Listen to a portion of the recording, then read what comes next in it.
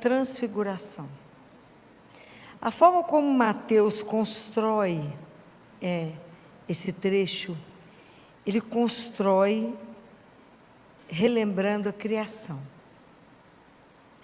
Então, a primeira fala, a primeira linha está escrito, 6 dias depois. Nós vamos parar aqui, é nos 6 dias. Tudo tem um sentido. Por que colocou 6 dias depois? 6 dias depois de quê? Vocês leram? Vocês tiveram curiosidade de ver o que estava atrás? Algum sacerdote que vocês escutaram explicou o que era 6 dias atrás. O que aconteceu uma semana antes? O que Jesus falou? Jesus fez o anúncio, o primeiro anúncio que ele iria morrer. Foi quando Pedro fez aquela confissão de Cesareia de Filipe, tu és o Cristo, o Filho de Deus vivo. Aí Jesus conta que ele vai morrer. Aí Pedro chama Jesus e fala, que é isso? Vem cá nós dois. Vai não. Senhor, Deus vai fazer isso não. Aí Jesus fala com ele, passa para trás, Satanás, ele não me atrapalha. Lembram disso? Então, 6 dias depois, Jesus pegou quem? Pedro, Tiago e João. Tiago e João são... Se vocês forem ler Moisés também subiu ao monte, com Arão e os 2 filhos de Arão que eram irmãos. Tudo tem uma relação. Foi quando Moisés recebeu as tábuas da lei e ele não percebeu que ele brilhava, né? O povo que ficou assustado que o rosto dele brilhava. Aqui Jesus vai conversar com Moisés e Elias, mas a luz que sai, Jesus não, ele é Deus, né? No humano revela o divino, aquela luz é dele, né? É do próprio Deus, né? Então, mas tem esses 6 dias depois. Quando a gente vê o calendário judaico, no 7º dia, 6 dias, sexta-feira é véspera do sábado, que ele celebra o Shabá, que é quando Deus descansa, que vê a criação dele perfeita e descansa. Isso é o 7º dia, quando Deus encerra a criação e vai descansar. Tanto que os judeus não fazem nada no sábado, nada. Mas nós estamos no 6º dia. Então isso é um convite para nós. Isso é um convite para mim, um convite para cada um de vocês. 6 dias eu sou convidada a ver em mim, aqui, ao redor de mim, o que na minha vida e na minha convivência está inacabado. A obra não encerrou. É o 6º dia. O que em mim está inacabado? Por isso que o Evangelho, quando a gente lê, ele volta para nós. O que em mim a obra não está pronta? Jesus concluiu a obra dele quando ele morre na cruz, fala, tudo está consumado. Mas Jesus permaneceu conosco, ok? E Jesus tem uma obra para ele dar sequência. Qual é essa obra? Onde que Jesus vai fazer essa obra? Aonde? Em nós. Tem uma obra para ser feita dentro de nós. Quando é que Jesus tem a oportunidade de fazer essa obra? Quando a gente faz o quê? Sim, permite, mas quando é que você encontra com ele ao vivo? Vivo. Na Eucaristia, por isso que eu quase quero matar vocês, não fazer Eucaristia diária. Porque é na Eucaristia diária, cada vez que a gente encontra com ele, que Jesus, tudo que a gente come, nosso corpo assimila. Quando a gente recebe a Eucaristia, o inverso, é Ele que nos assimila, gente, é coisa extraordinária. É Ele que tem que completar a obra em nós que está inacabada. 6 dias depois, nós somos convidados a hoje a conviver com Ele e perguntar, Senhor, o que em mim está inacabado? Aonde na minha convivência a coisa não está boa, Senhor. Então eu sou convidada a subir a montanha. Que montanha que é essa, gente? Vocês têm que entender a palavra de Deus, porque senão vocês não vivem, ela não te transforma. Jesus transfigurou. Não, é mais do que isso, ok? Que montanha que nós somos convidados a subir? Que lugar é esse? Quando é que eu me elevo? É quando eu rezo, ok? Então, quando eu sou convidada a subir a montanha. Que montanha é essa? É quando eu vou rezar. Rezar é encontrar. Não é rezar uma Ave Maria e sair correndo, não. Não é disso que eu estou falando, não. Eu estou falando de vocês fazerem de verdade um tempo diante dele. Nós temos que treinar uma coisa que se chama silêncio. Porque hoje o barulho é a cocaína do mundo. Tem gente que não suporta o silêncio. Chega em casa e liga tudo ao mesmo tempo. Estou falando alguma mentira? Não. Como que é difícil a gente silenciar. Então eu estou convidando vocês a subir. Eu preciso dessa montanha. Eu preciso silenciar. Eu preciso tirar distância da minha vida. Sabe quando você afasta para ver como é que você está fazendo? Vocês já fizeram isso? Você se afasta e fala: deixa eu ver como é que é a minha vida. Esse é o convite. Porque de lá eu vejo melhor. O que no vale eu não estou vendo. Eu não posso permanecer no vale, eu tenho que subir.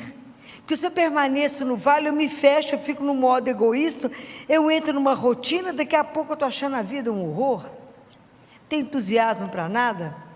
Mas se eu subo a montanha, eu começo a ver as coisas a partir de um outro olhar. Que eu vou ter uma companhia que vai me revelar as coisas. Então, entender o quanto que é importante eu subir a montanha é várias vezes. Eu tenho que ir à montanha, porque é lá que eu vou ver a minha vida.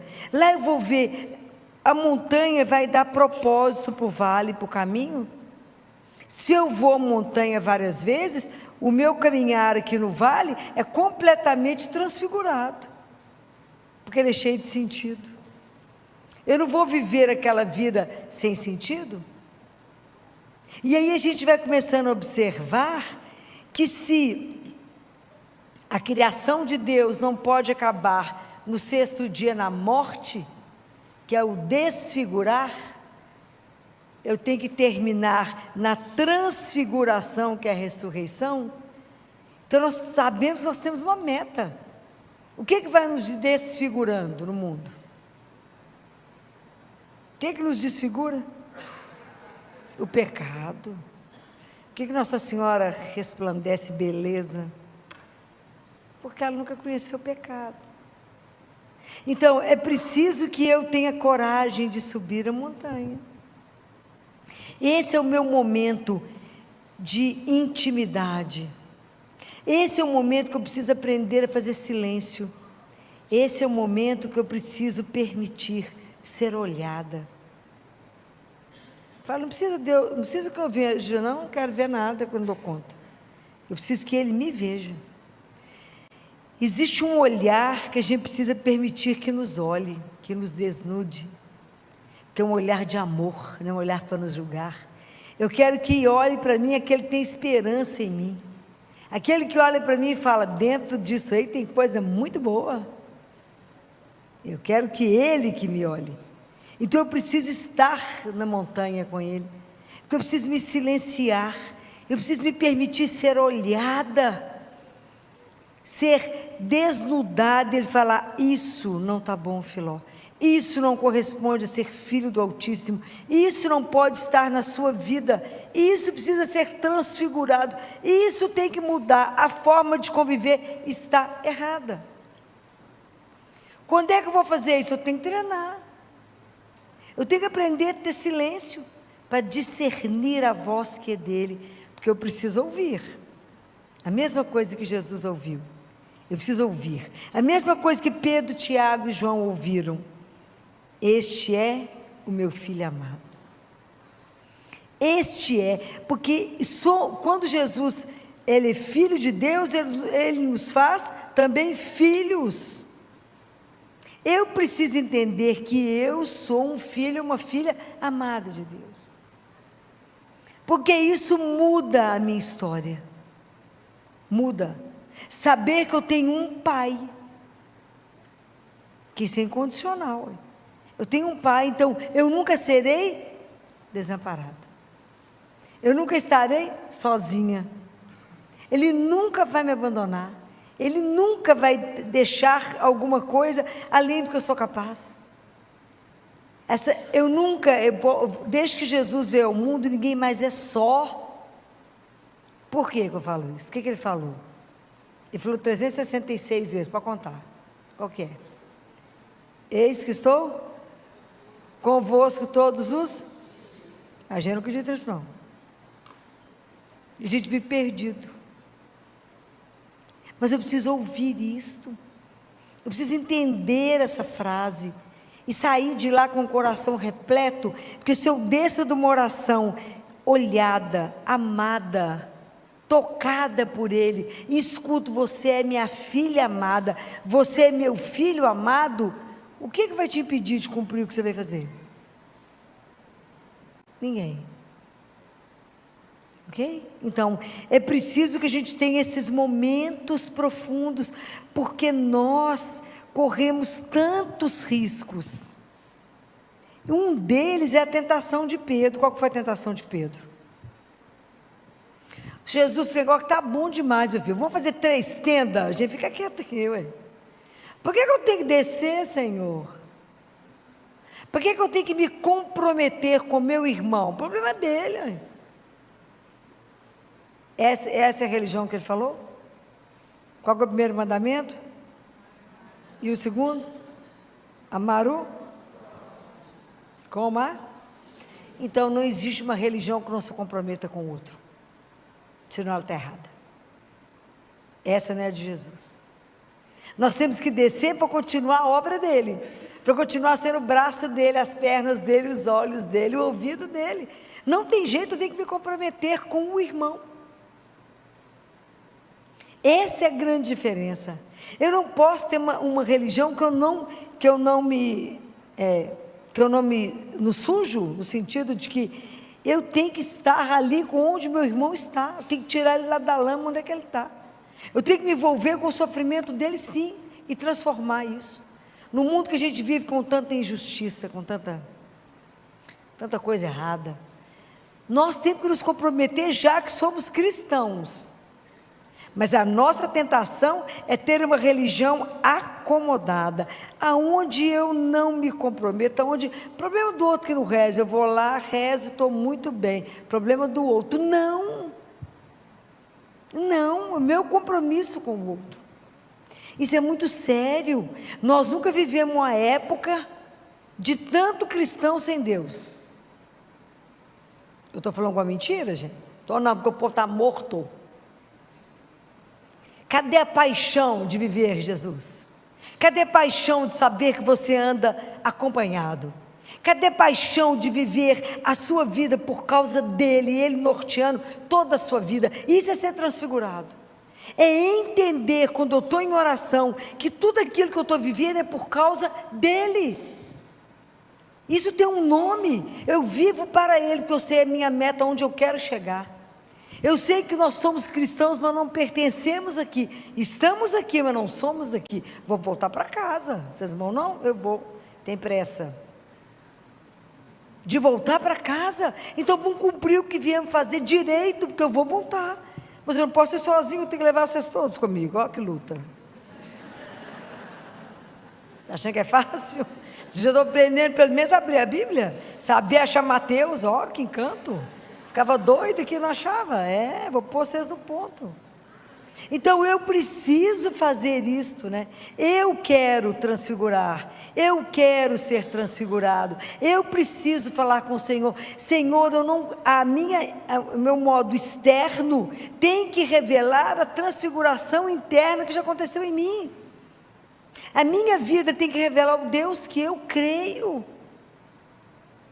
Eu tenho que revelar que eu sou uma filha amada, não falando, vivendo. E eu tenho que mostrar para o meu irmão que ele é um filho amado, que Deus se preocupa também com ele. Como? Cuidando dele. Quando você ajuda o outro, você é exatamente o intermediário da misericórdia de Deus para ele. Isso é extraordinário. O pai fala, vai lá, faz aquilo ali para mim, ó. Acorde o seu irmão ali agora. Vai lá, acorde o seu irmão. Por quê? Porque eu o amo. Como eu te amo, eu o amo. Deus não faz diferença com os filhos dele. Deus não faz acepção de pessoas. Ele jamais, ele irá te decepcionar. E isso é de uma seriedade absurda.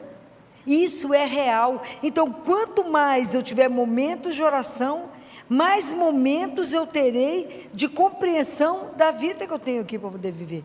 E dar conta de vencer quando a vida quer me instalar naquilo que, aquela religião asséptica, que você não se mistura, e que você está muito bem confortável ali naquele cantinho. Não. Fulano, você tem que bater na porta agora? Uai, mas agora que eu estou precisando. E se fosse eu?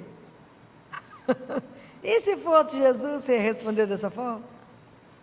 Na casa da minha mãe, muitos anos atrás, tinha um funcionário, que a gente estava sentado para almoçar, tocava campainha, tocava lá em casa aí, falava, mas isso é hora de alguém vir pedir comida? Eu falei, vem cá, uma coisa, deixa eu te contar um segredo. E se for Jesus? Nó, virou d'água para o vinho. Porque começou a prestar atenção, foi a mesma coisa que ele fez com Santa Faustina, não é? Ninguém gostava onde Santa Faustina morava, não sei se chegou a ser um mosteiro, ninguém gostava de ficar na portaria. Um dia Santa Faustina foi. Aí chegou aquele irmão de rua, daquele estado, né?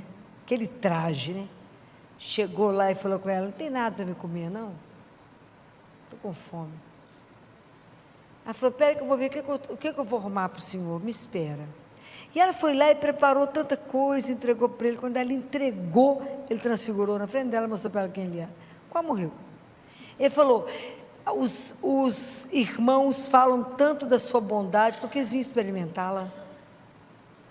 A partir daí tinha briga para ficar na portaria. Que dia que ele voltou? Nunca mais. Porque ele é custoso, uma vez só. Percebeu? Nunca mais voltou. Só para ela que ele voltou. Mas isso é para a gente estar atento. Quando eu consigo transfigurar internamente, eu transformo as situações que eu vivo. Por exemplo, a nossa comida, o comer, não é só um ato de comer. É mais do que isso, porque eu entendo que eu não me alimento só do alimento, mas da presença daquele que está sentado comigo. Compreende? Então, a mesa, a refeição, não fica só o ato de comer, mas comer com. E eu passo a entender que a nossa vida é uma vida partilhada. Eu preciso da sua escuta, eu preciso do seu olhar, eu preciso da sua presença, eu preciso do seu sorriso. É isso que faz parte da vida. Mas isso é quando eu transfiguro a vida. Eu passo a entender que sexo não é genitalidade, é encontro de afeto e de amor. Então tudo a gente passa a transfigurar por causa dele. E somente por causa dele. Ele vai nos revelando a vida sobre um outro olhar. Ele me faz ver aquilo mesmo que eu via de um outro ângulo. Ele fala assim, vem cá, deixa eu te mostrar de outro jeito. Deixa eu te mostrar o que faz aqui, o que acontece aqui. Isso tem que significar para nós a transfiguração. É entender que eu tenho que subir muitas vezes, que eu tenho que subir para descer para o vale, para entender que eu não estou sozinha, que Jesus trabalha conosco no olho do furacão, já falei isso com vocês. Ele está no olho do furacão. É algo assim, absolutamente extraordinário. É o olho do furacão, é Deus junto conosco. Ele não nos deixa sozinhos, Ele cuida de cada um de nós, Ele cuida. É extraordinário o que Ele faz. Vou contar para vocês um fato que aconteceu semana passada. Atualmente eu estou, né, como coordenadora de todo o Instituto Materno Infantil, lá da Santa Casa. Pediram que eu saísse do CTI e assumisse esse outro cargo. Aí, semana passada, acho que foi, já não sei o dia da semana, a coordenadora da maternidade me ligou, mandou mensagem, falou que precisava de conversar comigo por causa de um caso grave que tinha sido internado. Eu falei, dá para esperar eu terminar o consultório? Dá para esperar. Isso foi na quinta para sexta, isso. Eu liguei quando eu terminei o consultório e ela estava chorando. Uma mulher bacana, decidida, uma médica, uma pedra preciosa que a Santa Casa tem. Falei com ela, por que você está chorando? Falou, Filó, nós internamos uma mãe, agora está no CTI, jovem, que já nasceu com problema cardíaco. Ela teve um filhinho de 3 anos. Foi orientada que ela não podia mais engravidar, porque o problema de coração dela é muito grave. O marido, então, fez vasectomia. Mas, mesmo assim, engravidou. Nada é 100%, a não ser não fazer, né? Então, estou falando alguma mentira? Então, o caso é grave, o coração piorou demais. A discussão é que eu tenho que interromper a gravidez.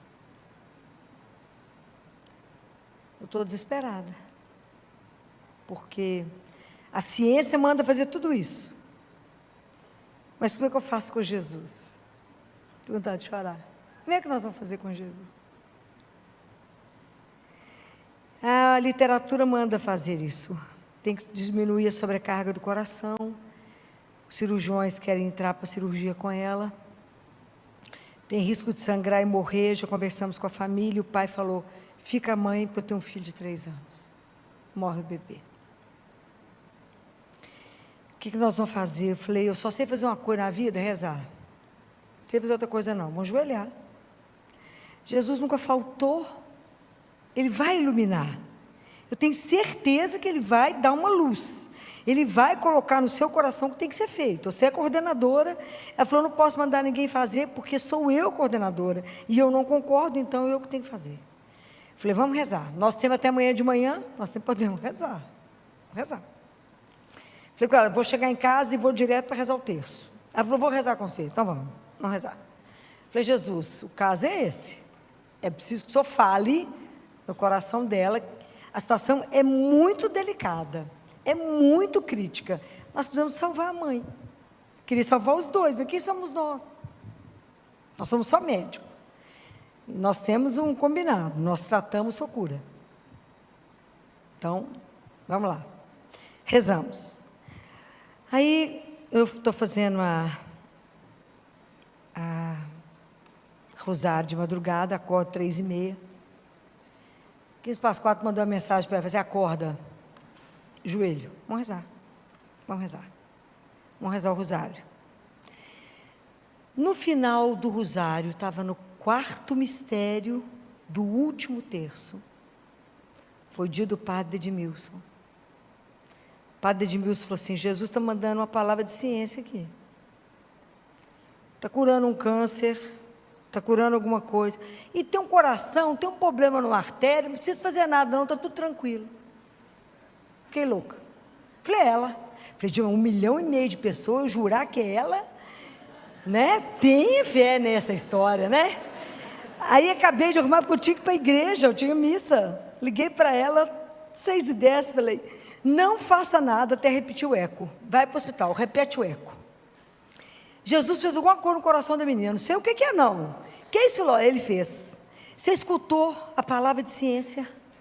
Alguma coisa aconteceu no coração daquela moça, eu não sei explicar o que é não. Pode ir direto, vai lá. Depois nós encontramos, porque eu vou estar para o hospital, nós encontramos lá no hospital. Aí ela foi para o CTI, do coração, CTI do Procórdia, ela chegou. Tinha 2 médicos, ela já conhecia, era plantonista, falou com o outro assim, oi, você é quem? Ele falou, eu sou o João, você é plantonista aqui? Não, eu só faço eco. Ela falou, como é que é? precisou nem pedir. Você podia, aí contou a história e falou, não falou que a gente estava rezando, né? Falou, você podia repetir o eco, porque eu vou levá-la para um procedimento, nós estamos avaliando o risco de sangramento e de óbito dela. Claro, repetiu o eco. E Jesus mudou tudo. A urgência foi transformada. Ela tem um problema de coração? Tem, continua tendo. Mas aquela urgência absoluta, que teria que tirar o bebê ou não, acabou. A decisão de Jesus foi, não vai ninguém, fica os dois. Isso é extraordinário, eu chorava tanto. Chorava eu e ela, né? E vai ter que operar? Não sei se vai precisar operar, talvez um dia. Mas naquele momento foi autorizado que a gravidez permanecesse. É desse Deus que eu falo com vocês. É desse Deus que é real, que eu falo, que está no olho do furacão conosco, que entra na nossa história, que vê a angústia. E a Flávia Filó, eu não sei se eu danço, se eu canto, o pessoal vai achar que eu sou louca, mas é porque eu não estou dando conta de ficar em mim de tamanha alegria. E agora, Filó, meu coração está em paz, porque a mãe e a criança poderão seguir. Então, esse é o Deus que eu creio, o Deus da vida, o Deus que muda a história, que mudou a história, virou um buchicho. Você pode imaginar o que virou o CTI, quando falou, não tem mais a urgência que tinha. Isso é Deus, gente, vivo e real. É desse Deus que eu falo com vocês, que vocês têm que experimentar, esse Deus que a gente dobra o joelho, e Ele sabia da nossa urgência, Ele sabia que a gente tinha algumas horas, e Ele mudou a história. E isso é de morrer de chorar. Isso é de uma emoção que eu não cabia em mim sexta-feira, nem eu nem ela, de ver assim um Deus tão perto, né? Que entra conosco na história e fala, aquilo que está escrito aqui, ó, não tenhais medo. Não tenhais medo, é o que Ele fala com os discípulos, levantai-vos e não tenhais medo. Não tenhais medo de assumir que me amam. Não tenhais medo de receber a Eucaristia e deixar-os transformar você. Não tenhais medo de eu andar com você. Não tenha medo de me entregar uma situação e falar, mostra para nós qual que é o caminho, Senhor. E Ele sempre tem algo espetacular. Quando é que eu e ela imaginávamos que Ele ia inverter, mudar a história? Quando que a gente podia imaginar que Ele ia fazer isso? Mas Ele fez. Ele fez. Então, Ele, porque Ele é Deus, é o Deus do impossível, é o dono da vida. Mas eu chorava tanto que eu falava com Ele, o Senhor cada dia me surpreende mais, porque é encantador. Nós passamos uma noite angustiado rezando, e de manhã o Senhor transformou tudo. Então, é disso que eu falo com vocês quando eu falo, acreditem, né? Viva de verdade uma vida com esse Deus vivo que tem que contagiar vocês. Ninguém nunca ouviu falar que foi contagiado porque ouviu falar de uma doença. A gente só é contagiado, recebe o contágio se a gente encontra com o vírus, né, da doença.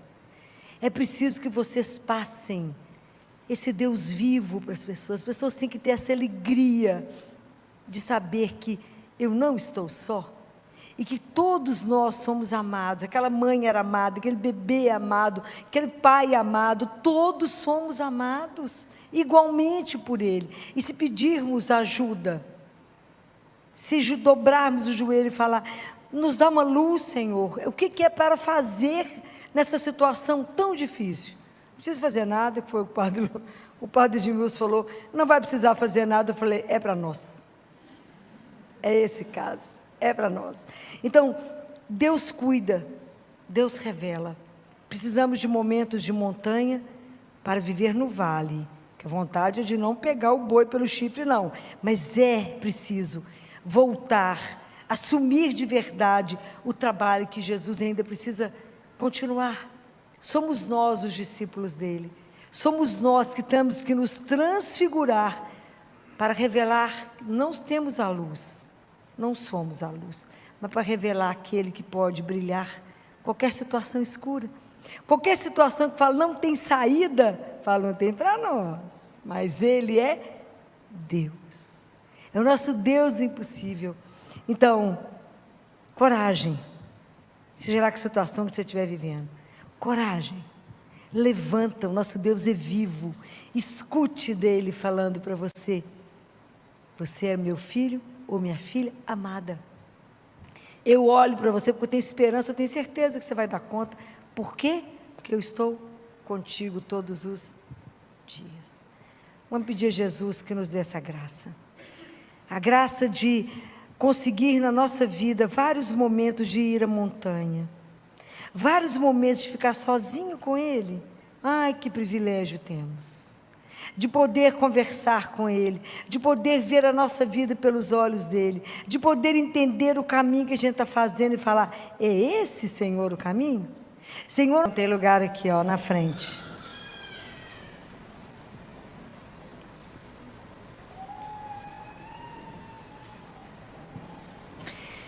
Nós estamos no caminho, no tempo da Quaresma, onde nós estamos revendo a nossa caminhada espiritual, não é isso? Cada tempo, cada semana a gente tem discutido uma parte nesse caminho, e essa semana nós precisamos discutir o que nós temos sede. Vocês já pensaram? O que você tem sede? Às vezes a gente não pensa nisso, que a gente pensa que a gente tem sede só de água.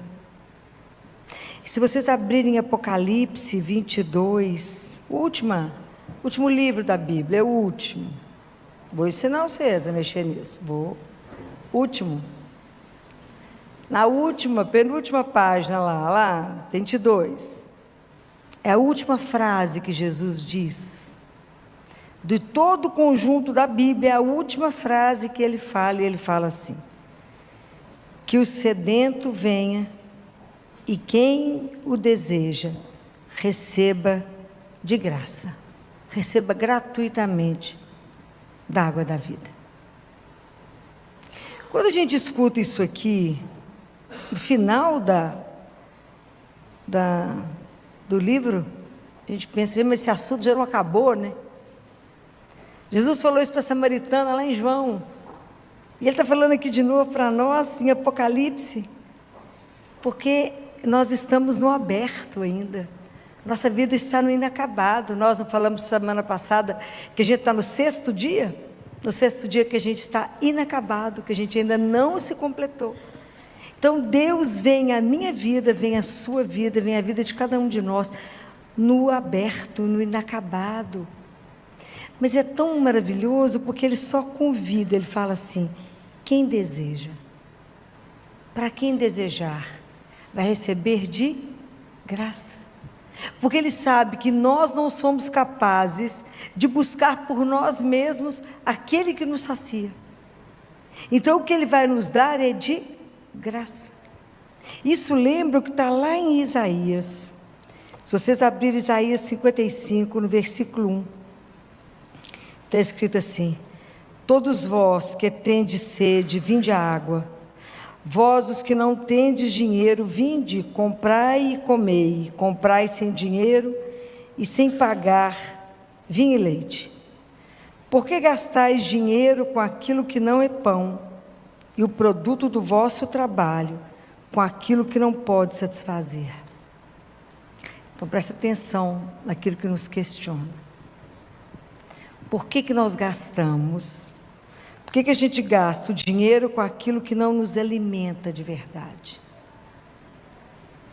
Por que nós gastamos o produto de tudo com aquilo que de verdade não te dá a saciedade vital, que não te dá o prazer vital, e você se gasta se consumindo naquilo que não te dá a vida?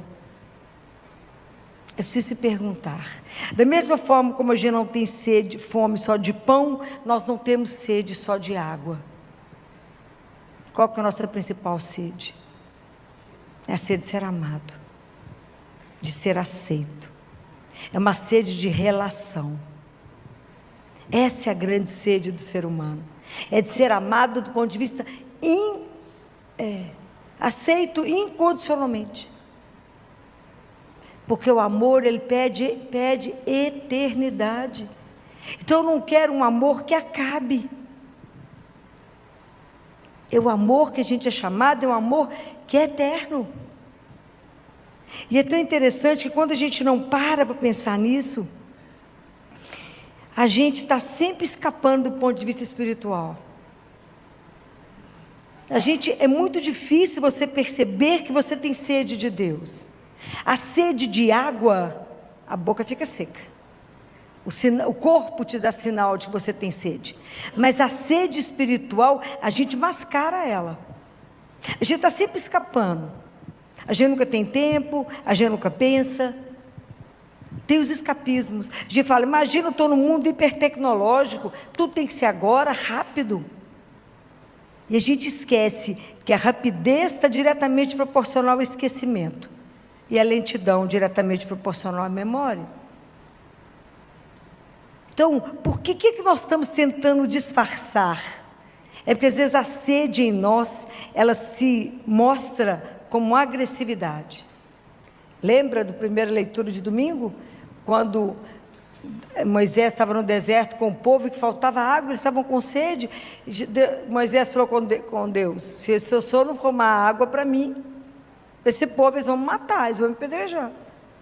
Então às vezes, porque muitas vezes a sede em nós é uma dor que a gente esconde, que a gente não fala, que a gente não mostra que de verdade a nossa sede é de Deus e só. O único amor que basta no nosso coração é Ele. O único bem que a gente busca de verdade é Ele. Mas a gente mascara, como é difícil para nós assumirmos que tem sede de Deus.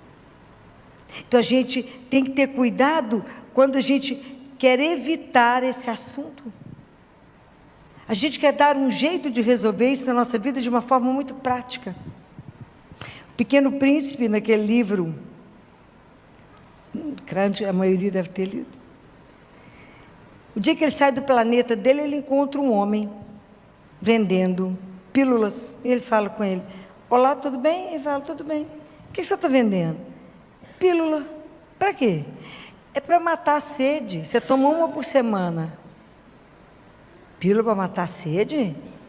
É. Mas isso é para quê? Eles fizeram vários estudos e isso vai economizar 53 minutos da sua semana. E o Pequeno Príncipe falou assim, e o que eu faço com 53 minutos? Mas você pode fazer o que você quiser. Aí o Pequeno Príncipe pensou, se eu tivesse 53 minutos, eu iria caminhar bem devagar para uma fonte. Então, quando a gente tenta escapar disso, e fica tentando que na minha vida, eu vou arrumar soluções rápidas para essa sede que eu tenho dentro de mim, ser amado, e fico procurando o amor onde ele não está, e fico gastando dinheiro onde não vai me saciar. Eu muitas vezes, enquanto eu nego isso, e fico procurando essas pílulas para resolver a minha vida, eu caio nos braços do consumismo. E aí eu confundo desejo com necessidade, que é coisa completamente diferente. Porque a necessidade é aquilo que meu dinheiro paga, desejo não. Então, o mundo te mostra o desejo, a necessidade, como uma vitrine bem iluminada. Ela põe um produto ali, você fala, uau! Aí, ao que você compra, você fica encantado até comprar. A hora que você compra e está na fila para pagar, e a gente não está brilhando. Quando você chega dentro de casa, é como se a posse fizesse ele ser desvalorizado. Aí quando você chega dentro de casa, você fala, é isso que eu comprei? Aí isso vai te trazer uma angústia e vai te fazendo voltar nesse ciclo alucinado do consumo e que vai te deixando cada vez mais carente, porque você está buscando a sua fome, a sua necessidade, a sua sede, no lugar onde você não vai ser saciado. Ao invés de eu procurar a minha sede, a minha fonte que mata a minha sede, ali, de graça. De graça. Mas enquanto eu não entender que isso é de graça, e Jesus fala, de graça. Por que a gente faz isso? Porque igual a samaritana conversando com Jesus, se vocês quiserem abrir, está em João capítulo 4, Que Jesus, quando conversa com a samaritana, conversa samaritana com Jesus igual a nossa, é mais um desconversar do que um conversar. Jesus fala com ela: se você conhecesse o dom de Deus, se conhecesse quem está aqui conversando com você, se a gente tivesse certeza que fôssemos amados como somos, se de verdade a gente acreditasse que a gente é aceito do jeito que a gente é, se de verdade entendêssemos que somos chamados a uma eternidade. A gente não pensa nisso. E aí quando Jesus fala com ela fala igual a gente faria: mas o senhor nem tem vasilha, o poço é fundo. A gente fica arrumando alternativa para Deus. O senhor não é capaz, Senhor, o senhor não tem braço aqui para chegar. É porque para a gente poder viver uma relação com Deus, uma vida espiritual, a vida espiritual tem que ser concreta, gente, ela não é um chapéu que voa. Deus precisa da sua história, da sua existência, para que o assunto aconteça. Deus não vai fazer alguma coisa acontecer numa ilusão, não naquilo que você finge que é. Deus só pode trabalhar naquilo que somos. É preciso que a gente tome posse daquilo que somos. Então, para que eu possa caminhar com Deus, aqui eu tenho que... Por que não acontece? Porque a gente não está inteiro diante de Deus. Nós estamos aqui pela metade, igual era a samaritana. A gente crê, mas não crê totalmente. Qual é a dificuldade de fazer o mergulho? Só Deus sabe. Quantos entraves, quantas coisas quantos obstáculos estão dentro de nós, que não nos deixa de verdade viver a nossa conversão. Nosso processo de conversão, ele não é uma brincadeira. Ele é lento porque nós somos resistentes em entregar a Deus. Nós resistimos a Ele. Nós não nos entregamos a Ele. Então isso tudo aqui é para fazer você pensar: o que de verdade mata o seu desejo de ser amado? O que de verdade te coloca de pé na sua caminhada? O que de verdade te mantém hidratado para ir até o fim? O que é que te alimenta? E a gente não pensa, porque a gente busca as coisas onde elas não estão. Por isso a gente fica tão frustrado. A gente crê, mas não crê de verdade. A gente está de pé, presente, mas mais ou menos presente. Deus sabe quantas batalhas nós temos que vencer dentro de nós, não é de fora. Porque Jesus fala: se quiseres, é de graça. Não precisa gastar com isso. Isso é só um querer seu para que você receba de graça. O Espírito Santo para que possa te mudar, para que possa te transformar, para que você possa ter uma vida de verdade espiritual, de verdade caminhar na minha presença, de verdade construir a sua história, de verdade caminhar comigo sabendo que a morte não vai encerrar, que ela é só uma porta que se abre, que nós não vamos estar todo mundo junto um dia. Mas como nos custa nosso processo de conversão? A gente fica com um pé lá e um pé em Deus, um pé no mundo e um pé aqui. Por que para nós é tão difícil se soltar? Qual é o nível da nossa resistência? Nós estamos vivendo mais uma quaresma. Não podemos chegar na Páscoa do mesmo jeito que estamos aqui. É preciso pensar de verdade. O que de verdade é essencial na minha vida? Qual é de verdade o seu desejo? O quanto é difícil para nós assumirmos que o nosso desejo é de eternidade. O que nós desejamos de verdade? Nós desejamos Deus. Ele é o único que sacia a nossa sede. É o único que acalma o nosso coração. É o único que nos dá sustentação para o caminho. É o único, em nenhum outro lugar vamos encontrar.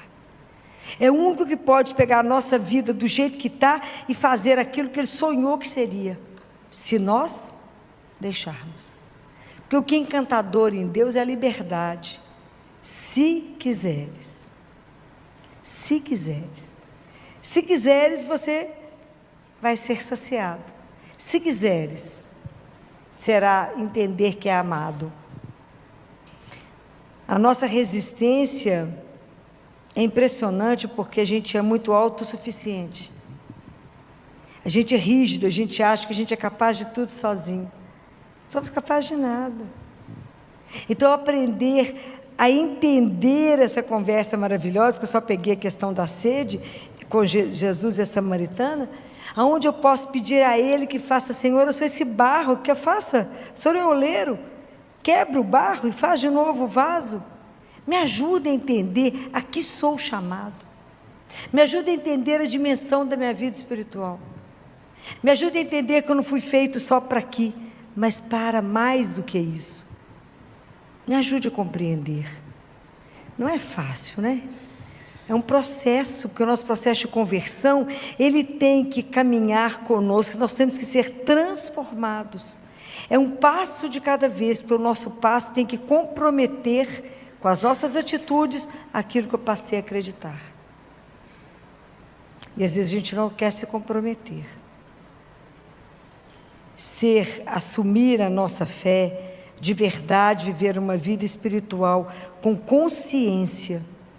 Eu preciso entender que as coisas com Deus é uma abertura de consciência, é um despertar. Eu preciso me despertar do ponto de vista da consciência. Para que eu fui chamado? Para uma vida que é eterna. Ela não vai ser rara aqui quando eu fechar os meus olhos, ela vai se abrir. Como é que eu estou me preparando para esse dia? Como é que eu estou vivendo a minha vida aqui sabendo que eu tenho um fim? Que o fim tem que iluminar meu caminho. Com que consciência eu caminho? Desejando esse Deus, esse Deus que vai me transformar, vai fazer de mim também uma fonte de água viva. Isso é tão maravilhoso porque Jesus, tudo que Ele nos oferece é para muito mais além do que a gente pode imaginar. Ele é o Deus da abundância. A única coisa que precisa para que a gente possa ser transformado é uma coisinha única. Eu falar, eu quero. Porque enquanto você não quiser, Ele não vai te invadir. Mas se você quiser ser despertado a sua consciência, que o seu desejo na vida, às vezes aquilo que você está buscando, ficar feliz, aonde você está colocando a sua felicidade, aonde você está se gastando e se consumindo, não está te trazendo a felicidade, porque a gente está buscando as coisas no lugar errado. A gente está buscando o amor infinito onde ele não existe. Eu estou cobrando do outro uma infinitude que ele não tem para me dar. Sendo que é tão pertinho a fonte, e eu gasto tanto para ir tão longe, ser enganado, ser iludido. E aqui, é tão pertinho. Se acreditássemos que nesse momento Ele está vivo ali.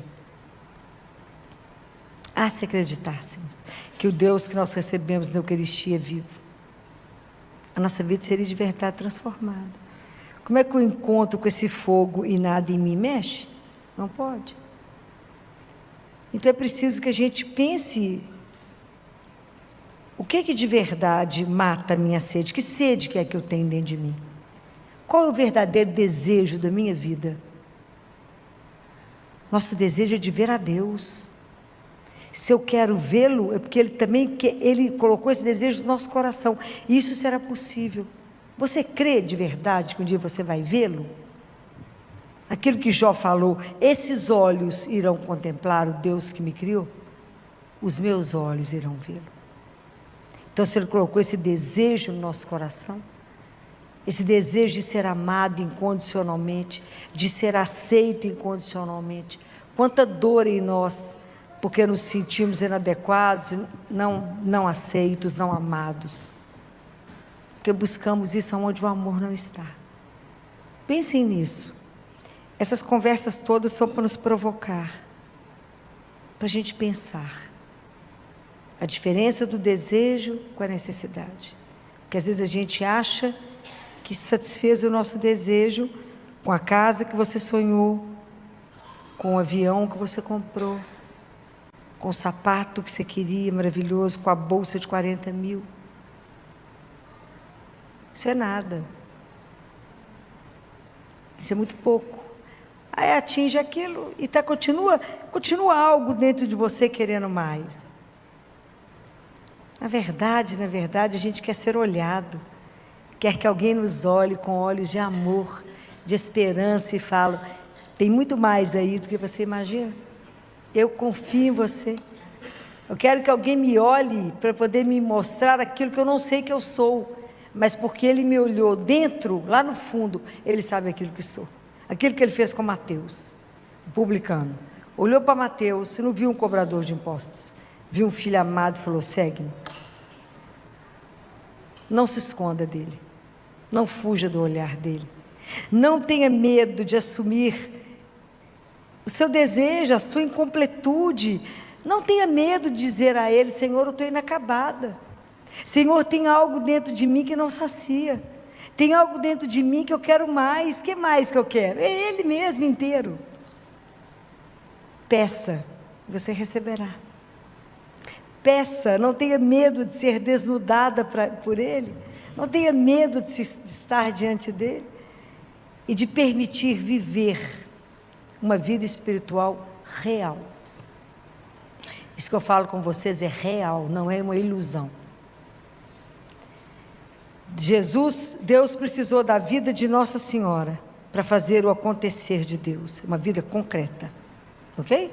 Nossa Senhora de verdade existia, morava em Nazaré e era prometida a José. Precisou dessa vida, dessa história para fazer o plano da salvação. Ele precisa da sua vida, da sua história para um acontecer. Deus não acontece na ilusão, é na vida real. Mas é aqui nessa vida, mais ou menos, é aqui mesmo que Ele vai trabalhar. Compreendem? É aqui. E Ele está sedento de você mais que você está dele. Deus tem muito mais sede de nós do que nós temos dele. Uma das últimas palavras dele na cruz foi: tenho sede. Ele tem sede da sua vida, da sua história, do seu amor. Experimente esse período da quaresma, aonde a gente já viu na semana passada sobre a transfiguração e vimos que nós somos chamados a muito mais. Dessa vez nós estamos chamados a pensar no que de verdade sacia o seu coração. O que de verdade te deixa em paz, com o seu coração completo, mesmo que você não tenha as coisas materiais. Qual é de verdade o seu desejo? Fala com ele. Fala: Jesus, de verdade eu quero me sentir amada, acolhida, aceita. De verdade eu quero um dia poder te ver. De verdade eu sonho com a eternidade. De verdade eu quero o céu. A gente tem que desejar. Se quiseres, receberá. E é de graça. De graça. Pense nisso. Pense como é que você está fazendo o seu caminho espiritual. Pense como é que está difícil reconhecer que às vezes eu não estou irritada, mas eu estou desvitalizada. E a minha vida espiritual está igual àquela mulher que perdeu um dracma dos 10 que ela tinha. E eu perdi a minha inteireza e estou aceitando viver uma vida mais ou menos. Uma vida pela metade, que é igual ganhar meio salário, viver na metade de um quarto e viver meia vida. Deus o chamou para uma vida em plenitude. Ele não aceita a nossa metade.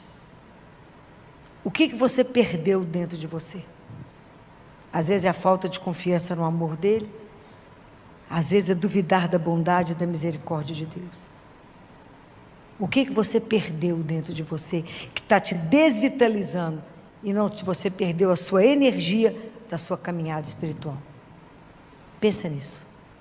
Aonde está o seu desejo? O que foi perdido dentro de você? Porque nós temos que chegar para a Páscoa inteiros.